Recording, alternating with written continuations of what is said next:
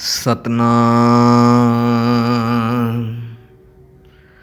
ਸ੍ਰੀ ਵਾਹਿਗੁਰੂ ਸਾਹਿਬ ਜੀ। ਕਾਹੇ ਰੇ ਬਨ ਖੋਜਨ ਜਾਈ,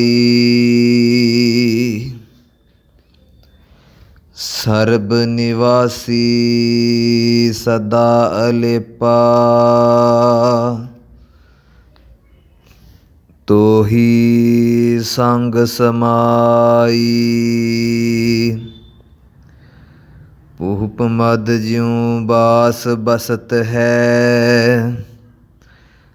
ਮੁਕਰ ਮਾਹਿ ਜੈਸੇ ਸ਼ਾਈ,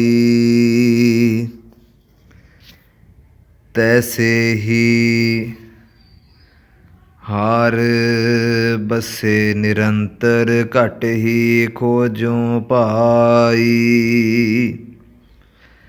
ਬਾਹਰ ਭੀਤਰ ਏਕੋ ਜਾਨੋ। ਇਹ ਗੁਰ ਗਿਆਨ ਬਤਾਈ, ਜਨ ਨਾਨਕ ਬਿਨ ਆਪਾ ਚੀਨੈ। ਮਿਟੈ ਨ ਭਰਮ ਕੀ ਕਾਈ।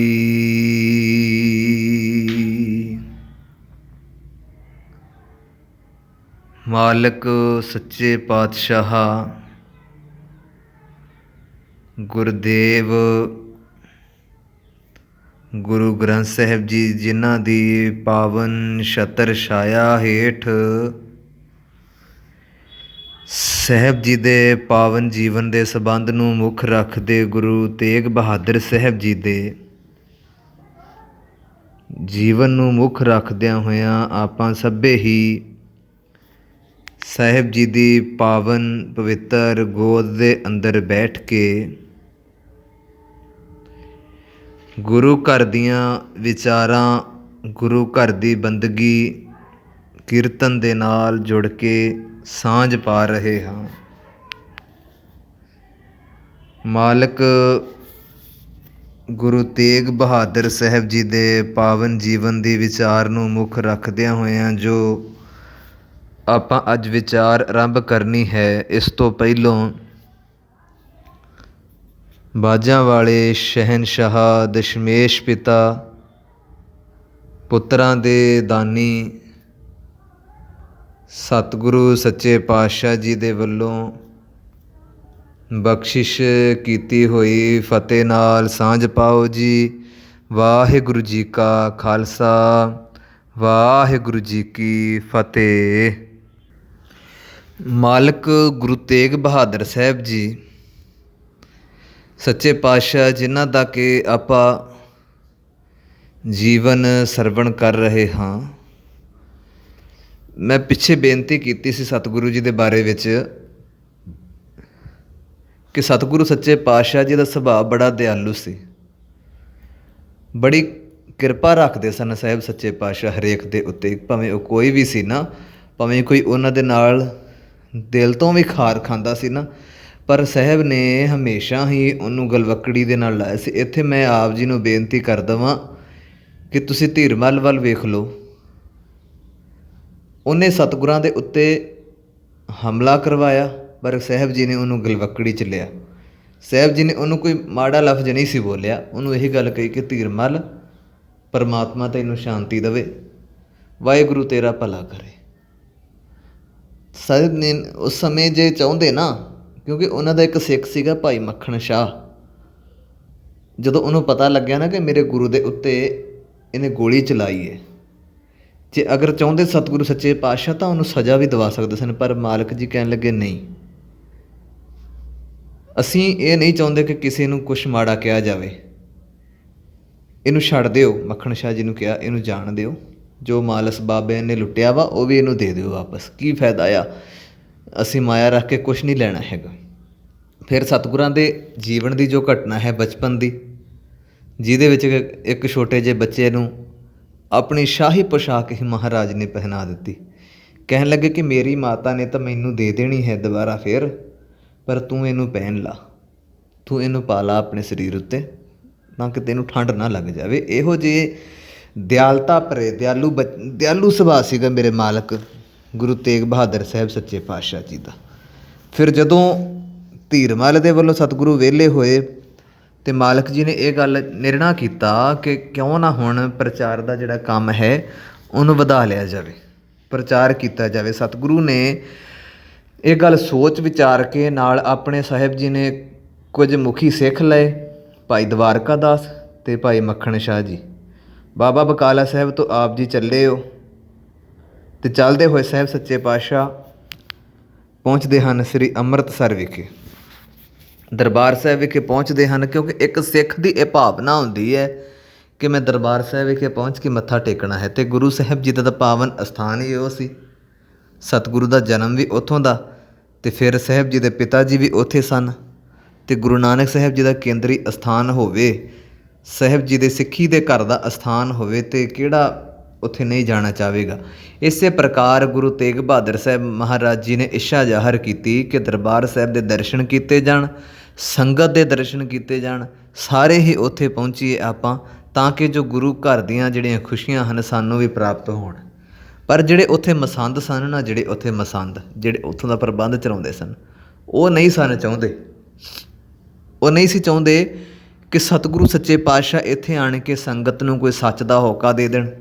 ਕਿਉਂਕਿ ਇੱਕ ਗੱਲ ਚੇਤੇ ਰੱਖਿਓ, ਜਿਹੜਾ ਬੰਦਾ ਝੂਠਾ ਹੁੰਦਾ ਹੈ ਨਾ, ਉਹਨੂੰ ਇਹ ਹੁੰਦਾ ਹੈ ਡਰ ਮਨ ਦੇ ਵਿੱਚ ਕਿ ਜੇ ਕਿਤੇ ਇਹਨੇ ਕੁਛ ਇੱਦਾਂ ਦਾ ਕਰ ਦਿੱਤਾ ਨਾ, ਸੱਚ ਦੱਸਤਾ, ਅਤੇ ਮੇਰੇ ਝੂਠ ਦੇ ਭਾਅ ਉਗੜ ਜਾਣੇ ਹਨ। ਪਰ ਸਤਿਗੁਰੂ ਤਾਂ ਕੇਵਲ ਗੁਰੂ ਨਾਨਕ ਸਾਹਿਬ ਜੀ ਦੇ ਸਿਧਾਂਤਾਂ ਦਾ ਹੋਕਾ ਦਿੰਦੇ ਸਨ, ਕਿਸੇ ਦੇ ਖਿਲਾਫ ਨਹੀਂ ਸਨ ਚੱਲਦੇ, ਨਾ ਹੀ ਕਿਸੇ ਨੂੰ ਉਹ ਮਾੜਾ ਮੂੰਹੋਂ ਬੋਲਦੇ ਸੀ, ਨਾ ਹੀ ਕਿਸੇ ਵਾਸਤੇ ਉਹਨਾਂ ਨੇ ਕੋਈ ਕਪਟ ਮਨ ਦੇ ਵਿੱਚ ਰੱਖਿਆ ਸੀ। ਕੇਵਲ ਇੱਕੋ ਗੱਲ ਰੱਖੀ ਸੀ ਸਭ ਦੇ ਸਾਹਮਣੇ ਕਿ ਗੁਰੂ ਨਾਨਕ ਦੀ ਪਾਵਨ ਬਾਣੀ ਨੂੰ ਪੜ੍ਹੋ, ਸਤਿਗੁਰੂ ਜੀ ਦੇ ਦਿੱਤੇ ਹੋਏ ਸਿਧਾਂਤ ਨੂੰ ਆਪਣੀ ਜ਼ਿੰਦਗੀ ਦੇ ਵਿੱਚ ਢਾਲ ਲਵੋ। ਜੇ ਤੁਸੀਂ ਢਾਲ ਲਵੋਗੇ ਨਾ ਪਰਮਾਤਮਾ ਦੇ ਸਿਧਾਂਤਾਂ ਨੂੰ, ਤਾਂ ਯਾਦ ਰੱਖਿਓ ਇਹ ਗੱਲ ਕਿ ਸਦਾ ਹੀ ਕਾਮਯਾਬ ਹੋਵੋਗੇ, ਸਦਾ ਹੀ ਤੁਹਾਡਾ ਚੰਗਾ ਹੋਵੇਗਾ, ਸਿਧਾਂਤ ਅਗਰ ਜ਼ਿੰਦਗੀ 'ਚ ਢਾਲੇ ਹੋਣਗੇ। ਇਸੇ ਪ੍ਰਕਾਰ ਇਹਨਾਂ ਗੱਲਾਂ ਨੂੰ ਲੈ ਕੇ ਮੁੱਖ ਰੱਖਦਿਆਂ ਹੋਇਆਂ ਮਾਲਕ ਜੀ ਉੱਥੇ ਪਹੁੰਚੇ ਸਨ, ਅਤੇ ਜਦੋਂ ਉੱਥੇ ਪਹੁੰਚਦੇ ਹਨ ਸਾਹਿਬ ਜੀ, ਅਤੇ ਫਿਰ ਜਦੋਂ ਮਸੰਦ ਵੇਖਦੇ ਹਨ ਗੁਰੂ ਜੀ ਨੂੰ, ਅਤੇ ਦਰਵਾਜ਼ੇ ਲਾ ਦਿੰਦੇ ਹਨ ਸ੍ਰੀ ਦਰਬਾਰ ਸਾਹਿਬ ਜੀ ਦੇ। ਜਦੋਂ ਦਰਵਾਜ਼ੇ ਲਾਉਂਦੇ ਹਨ ਅਤੇ ਮਾਲਕ ਜੀ ਕਹਿੰਦੇ ਕਿ ਕੋਈ ਗੱਲ ਨਹੀਂ, ਜੋ ਇਹਨਾਂ ਦੀ ਇੱਛਾ ਆ ਇਹ ਕਰਨ। ਪਰ ਉਹਨਾਂ ਮੂਰਖਾਂ ਨੂੰ ਇਹ ਨਹੀਂ ਸੀ ਪਤਾ ਕਿ ਜਿਹਨੂੰ ਵੇਖ ਕੇ ਅਸੀਂ ਦਰਵਾਜ਼ੇ ਲਾਉਣ ਦੇ ਹਾਂ, ਉਹ ਅੰਮ੍ਰਿਤ ਦਾ ਸੋਮਾ ਤੇ ਖੁਦ ਆਪ ਹਨ। ਅੰਮ੍ਰਿਤ ਦੀ ਵਰਖਾ ਤਾਂ ਉਹ ਖੁਦ ਕਰਦੇ ਹਨ, ਝਰਨਾ ਅੰਮ੍ਰਿਤ ਦਾ ਉਹ ਆਪ ਹਨ। ਮੈਂ ਉਹਨਾਂ ਨੂੰ ਸਤਿਗੁਰੂ ਜੀ ਨੂੰ ਉਹ ਇਹ ਨਹੀਂ ਸੀ ਜਾਣਦੇ ਕਿ ਜਿਨ੍ਹਾਂ ਵਾਸਤੇ ਉਹਨੇ ਦਰਵਾਜ਼ੇ ਬੰਦ ਕੀਤੇ ਹਨ, ਖੁਦ ਉਹ ਆਪ ਪਰਮਾਤਮਾ ਦਾ ਰੂਪ ਹਨ।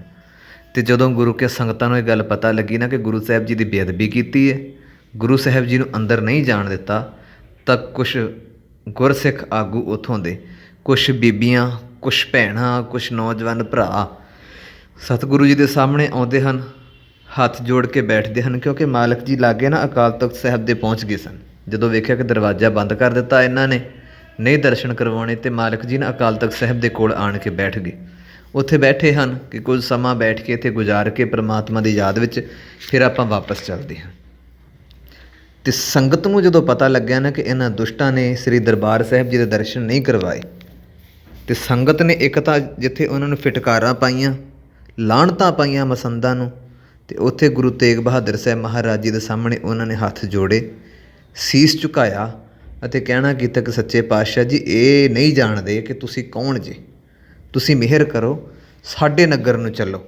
ਉੱਥੇ ਇੱਕ ਬੀਬੀ ਹਰੋ ਜਿਹਨੇ ਕਿ ਬੇਨਤੀ ਕੀਤੀ ਸਤਿਗੁਰਾਂ ਨੂੰ, ਕਹਿਣ ਲੱਗੀ ਕਿ ਮਹਾਰਾਜ ਇੱਧਰੋਂ ਥੋੜ੍ਹੀ ਜਿਹੀ ਦੂਰੀ 'ਤੇ ਜਾ ਕੇ ਸਾਡਾ ਪਿੰਡ ਹੈ ਵੱਲੇ, ਉੱਥੇ ਆਓ, ਉੱਥੇ ਦਰਸ਼ਨ ਦਿਓ, ਉੱਥੇ ਚੱਲੋ, ਤਾਂ ਕਿ ਅਸੀਂ ਉੱਥੇ ਆਪ ਜੀ ਦੀ ਸੇਵਾ ਕਰ ਸਕੀਏ। ਸੰਗਤ ਦੀ ਬੇਨਤੀ ਨੂੰ ਪ੍ਰਵਾਨ ਕਰਦਿਆਂ ਹੋਇਆਂ ਮਾਲਕ ਜੀ ਉੱਥੇ ਪਹੁੰਚੇ, ਅਤੇ ਜਦੋਂ ਇਹਨਾਂ ਮਸੰਦਾਂ ਨੂੰ ਪਤਾ ਲੱਗਿਆ ਨਾ ਕਿ ਗੁਰੂ ਤੇਗ ਬਹਾਦਰ ਸਾਹਿਬ ਜੀ ਦੇ ਮਗਰ ਸਾਰੀ ਸੰਗਤ ਪਹੁੰਚ ਗਈ ਹੈ, ਹੁੰਦਾ ਹੀ ਹੈ ਨਾ ਮਨ 'ਚ ਡਰ ਕਿ ਜੇ ਸੰਗਤ ਉੱਧਰ ਨੂੰ ਚਲੇਗੀ ਤਾਂ ਸਾਡਾ ਕੀ ਬਣੂਗਾ, ਸਾਨੂੰ ਤਾਂ ਫਿਰ ਕੁਛ ਪ੍ਰਾਪਤ ਹੋਣਾ ਹੀ ਨਹੀਂ ਗਾ ਨਾ। ਅਤੇ ਸਤਿਗੁਰੂ ਜੀ ਦੇ ਪਿੱਛੇ ਪਿੱਛੇ ਥੋੜ੍ਹਾ ਸਮੇਂ ਬਾਅਦ ਉਹ ਵੀ ਚੱਲ ਪਏ, ਅਤੇ ਮਾਲਕ ਜੀ ਨੂੰ ਕਹਿਣ ਲੱਗੇ ਕਿ ਸਾਨੂੰ ਮਾफ़ ਕਰ ਦਿਓ, ਸਾਡੇ ਤੋਂ ਗਲਤੀ ਹੋ ਗਈ ਜੀ, ਅਸੀਂ ਤੁਹਾਨੂੰ ਪਹਿਚਾਣ ਨਹੀਂ ਪਾਏ। ਪਰ ਗੁਰੂ ਤੇਗ ਬਹਾਦਰ ਸਾਹਿਬ ਜੀ ਨੇ ਕੁਛ ਨਹੀਂ ਸੀ ਕਿਹਾ, ਕਿਉਂਕਿ ਉਹਨਾਂ ਨੂੰ ਇਹ ਡਰ ਸੀ ਕਿ ਜੇ ਸਾਰੀ ਸੰਗਤ ਉੱਧਰ ਚਲੇ ਗਈ, ਭਾਈ ਮੱਖਣ ਸ਼ਾਹ ਜੀ ਜੇ ਉੱਧਰ ਨੂੰ ਸਤਿਗੁਰਾਂ ਦੇ ਨਾਲ ਉੱਧਰ ਜਾ ਕੇ ਚਲੇ ਗਏ, ਤਾਂ ਸਾਡੇ ਵੱਲ ਫਿਰ ਕਿਸੇ ਨੇ ਆਉਣਾ ਨਹੀਂ, ਸਾਡਾ ਚੜਾਵਾ ਰੁਕ ਜਾਣਾ ਹੈ। ਮਸੰਦਾਂ ਨੂੰ ਤਾਂ ਆਪਣੇ ਹੱਥਾਂ ਪੈਰਾਂ ਦੀ ਪੈ ਗਈ।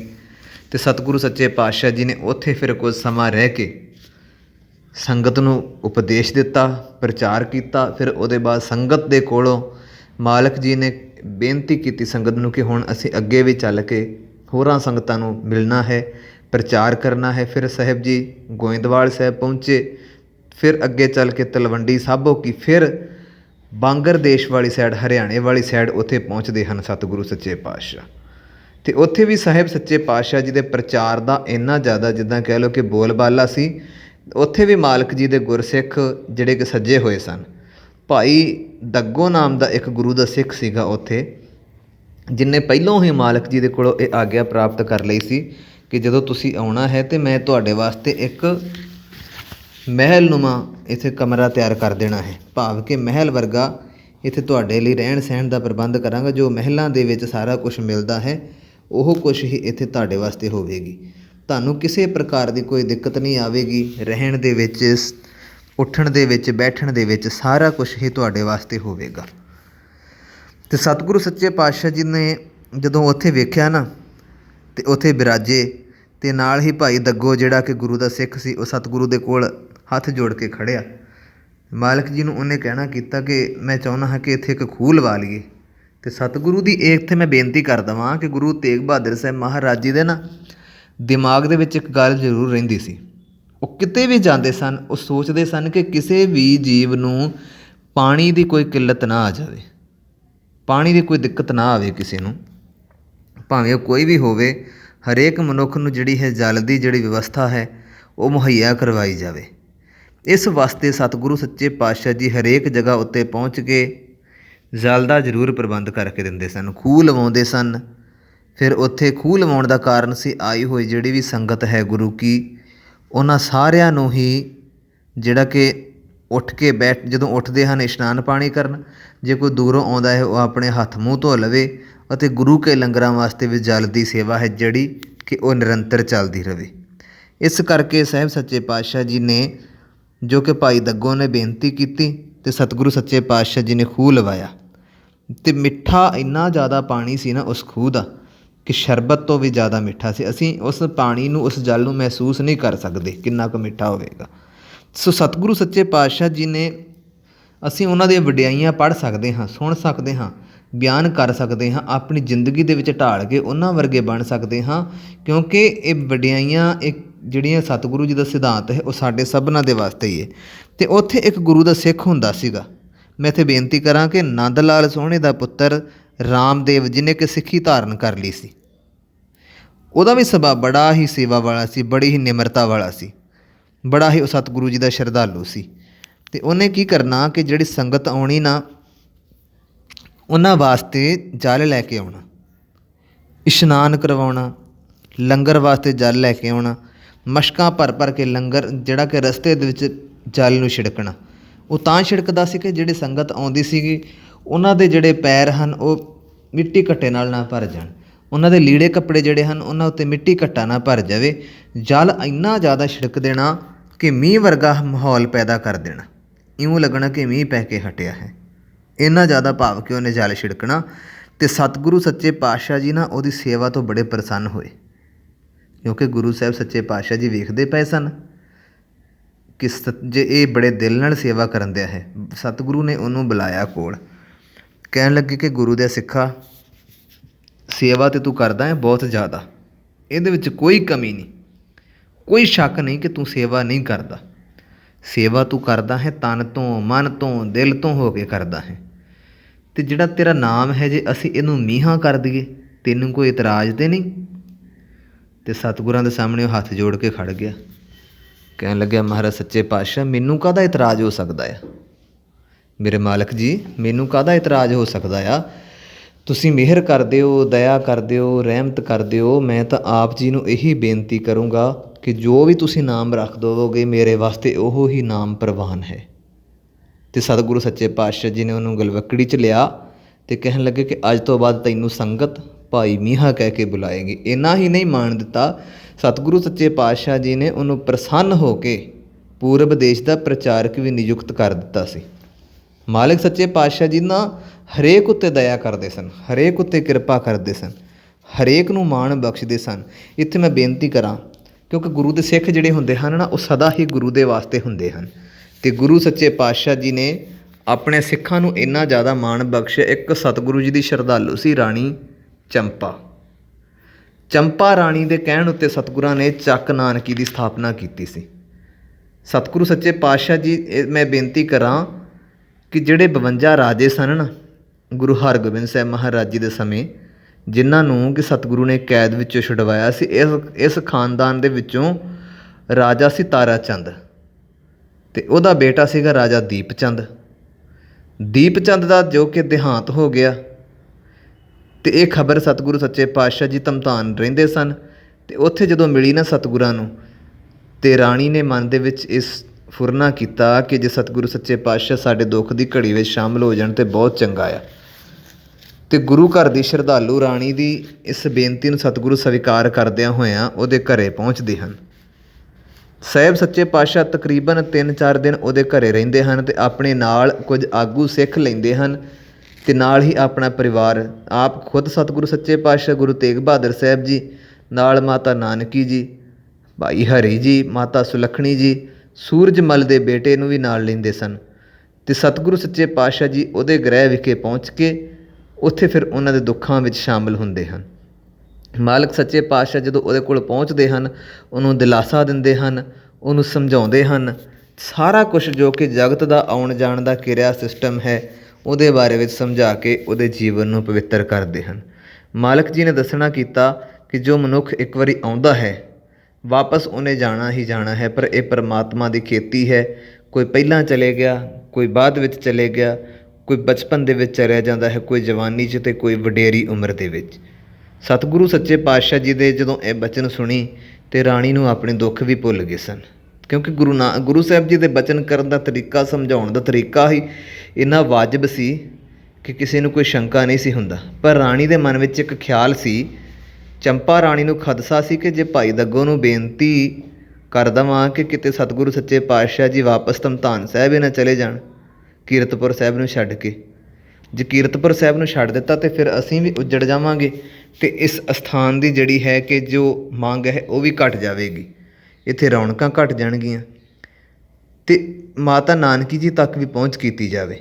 ਉਹਨੇ ਮਨ ਦੇ ਵਿੱਚ ਸੋਚਿਆ, ਅਤੇ ਉਹਨੇ ਜਾ ਕੇ ਬੇਨਤੀ ਕੀਤੀ ਕਿ ਸਤਿਗੁਰੂ ਜੀ ਨੂੰ, ਸੱਚੇ ਪਾਤਸ਼ਾਹ ਜੀ ਨੂੰ ਅਸੀਂ ਜਗ੍ਹਾ ਦੇ ਦਿੰਦੇ ਹਾਂ, ਇੱਥੇ ਲਾਗੇ ਕੋਈ ਅਸਥਾਨ ਬਣਾ ਲਵੇ।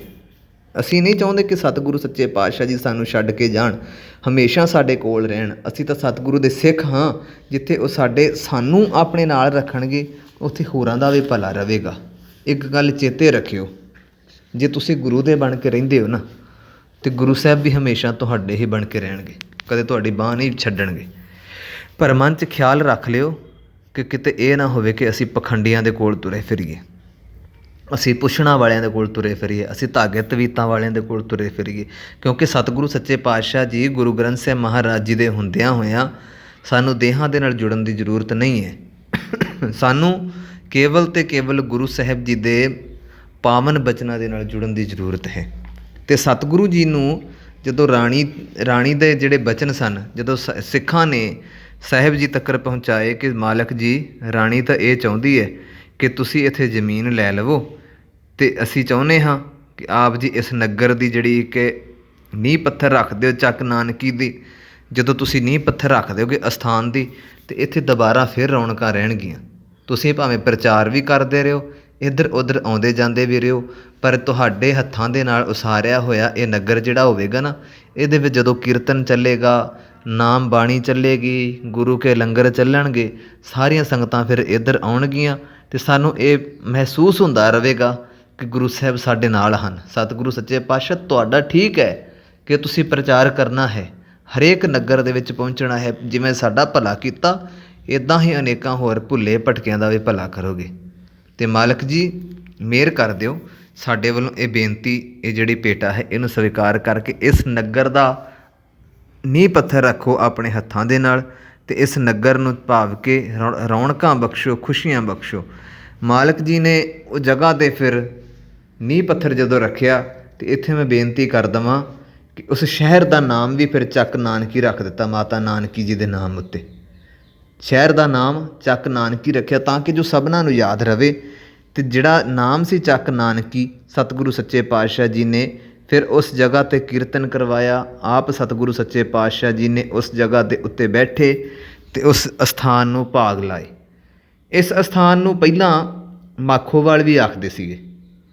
ਕੁਝ ਸਮਾਂ ਪਹਿਲਾਂ ਨਾ ਇਹਨੂੰ ਮਾਖੋਵਾਲ ਵੀ ਕਿਹਾ ਜਾਂਦਾ ਸੀਗਾ। ਲੋਕਾਂ ਦਾ ਮੰਨਣਾ ਸੀ ਕਿ ਇੱਥੇ ਇੱਕ ਦੈਂਤ ਰਹਿੰਦਾ ਹੈ ਜਿਹਦਾ ਨਾਮ ਸੀ ਮਾਖੋ।